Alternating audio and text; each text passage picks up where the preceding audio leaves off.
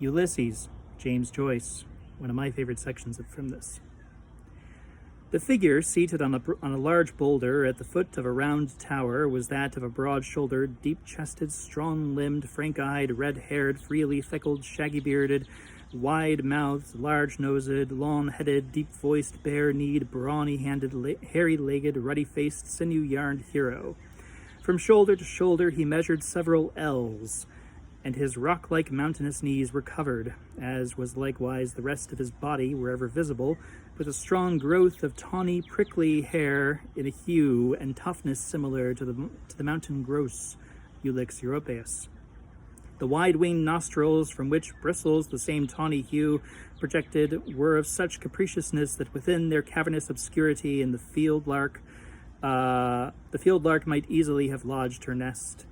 The eyes, in which a tear and a smile strove ever for the mastery, were of the dimensions of a good-sized cauliflower.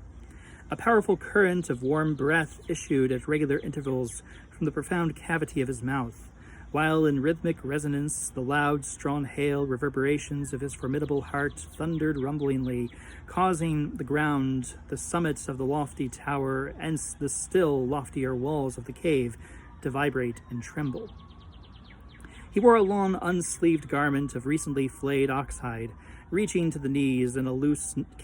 kilt, and this was bound about his middle by a girdle of plainted straw and rushes. Beneath this he wore trews of deerskin, roughly stitched with gut. His nether extremities were encased in high balbriggan buckskins, dyed in lichen purple, the feet being shod with brogues of salted cowhide, laced with the windpipe of the same beast. From his girdle hung a row of sea stones, which dangled at every movement of his portentous frame, and on these were many graven with rude yet striking art the tribal images of many Irish heroes and heroines of antiquity. Cuchulainn, Conn of the 100 Battles, Niall of the 9 Hostages, Brian of Kincora, the Ardrí Malachi, Art McMurrogh, Shane O'Neill, Father John Murphy, Owen Rowe, Patrick Sarsfield, Red Hugh O'Donnell, Red Jim McDermott, Sargarth Eowyn O'Grony,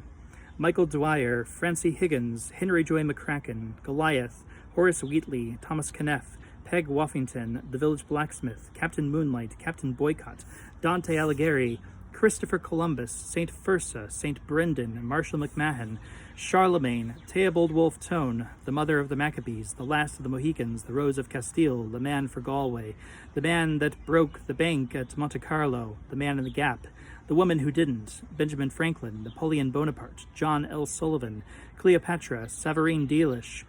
Julius Caesar, Paracelsus, Sir Thomas Lipton, William Tell, Michelangelo, Hayes, Muhammad, The Bride of Lammermoor, Peter the Hermit, Peter the Packer, Dark Rosaline, Patrick W. Shakespeare, Brian Confucius, Murtaugh Gutenberg, Patricio Velasquez, Captain Nemo, Tristan and Isolde, the First Prince of Wales, Thomas Cook and Son, The Bold Soldier Boy, Aranapog, Dick Turpin, Ludwig Beethoven, The Colleen Bawn, Wadler Healy, Angus the Culdee, Dolly Mount, Sidney Parade, Ben Houth, Valentine Greatchkas,